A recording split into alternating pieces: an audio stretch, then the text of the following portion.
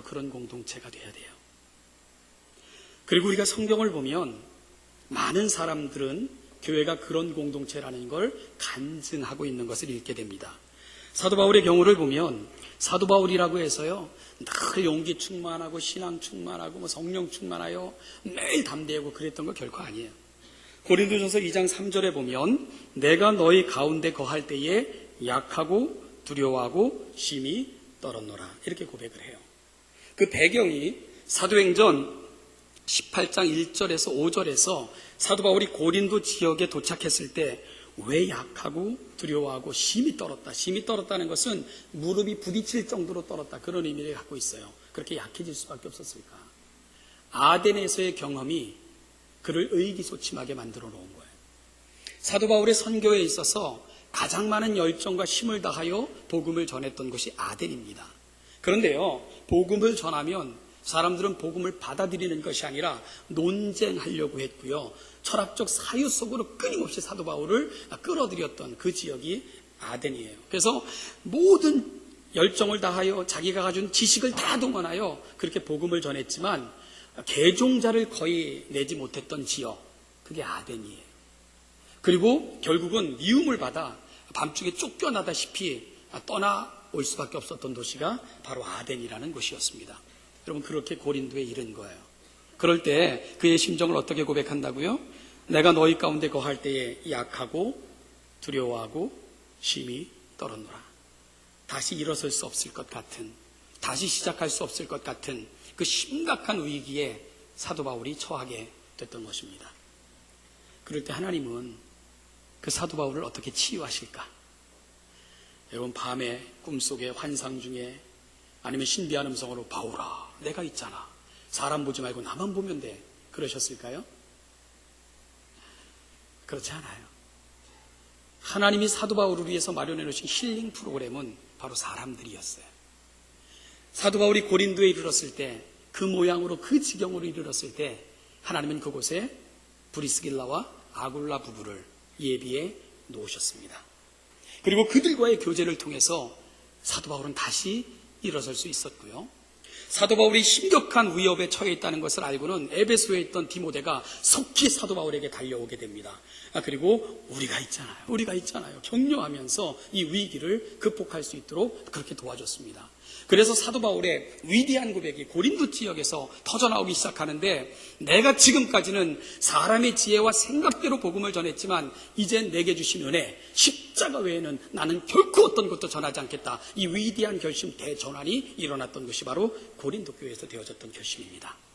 함께 해준 사람들, 흔들릴 때 뿌리가 되어준 사람들, 견고하게 지탱해주면서 우리가 있잖아요, 힘을 내세요, 우리 함께 갑시다, 격려해줬던 사람들, 그들이 사실은 사도 바울을 바울되게 만들고 있는 것입니다.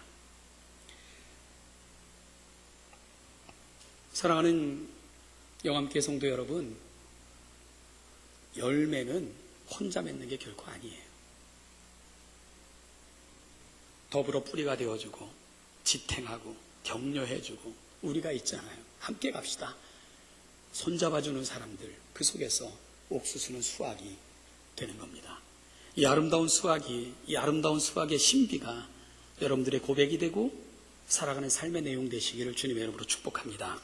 마지막으로 우리가 왜 우리 공동체 숲공동체가 돼야 되는가? 저만 혼자 떠드니까 재미없으시죠? 한번 따라해 보시죠. 그래야 나팔을 불 수 있기 때문입니다.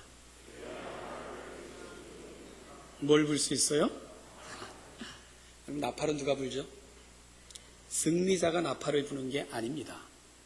승리한 사람을 축하하기 위해 주변 사람들이 부는 거예요. 그게 나팔입니다. 오늘 우리가 읽은 시편 20편을 보면 이 시편을 읽을 때마다 저는 감동을 받아요.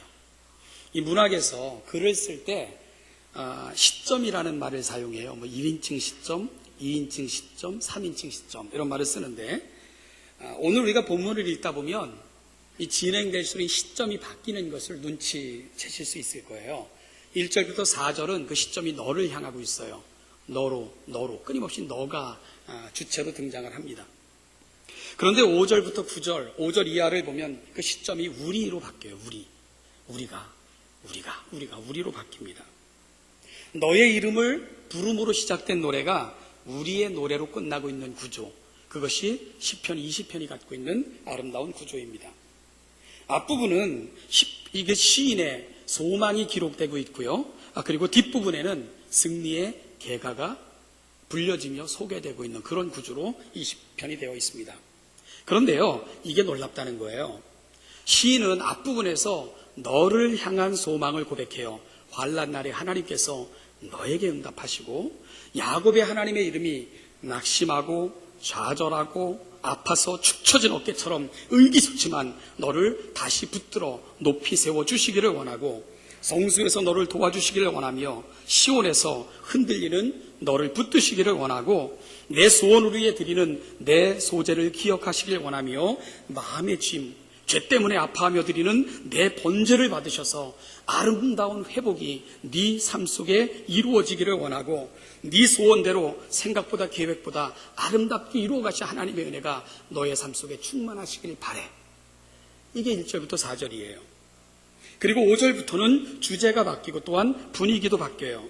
앞에서 차분하게 하나님을 향한 간절함을 노래했다면 5절 이하에서는 공동체의 환희와 감격을 소개하고 있습니다. 여러분 이거 읽어야 돼요. 우리 5절을 우리 한번 같이 읽어보기를 원합니다. 5절 큰 소리로 읽을게요. 시작. 우리가 너의 승리로 말미암아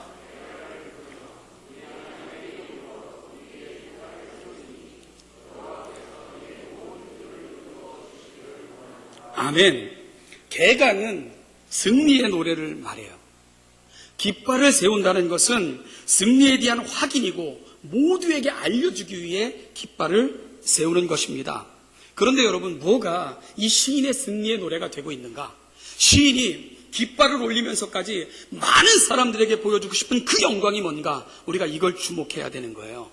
하나님이 내 기도를 들으셨기 때문 아닙니다. 하나님이 내게 잘해주셨기 때문 아니에요.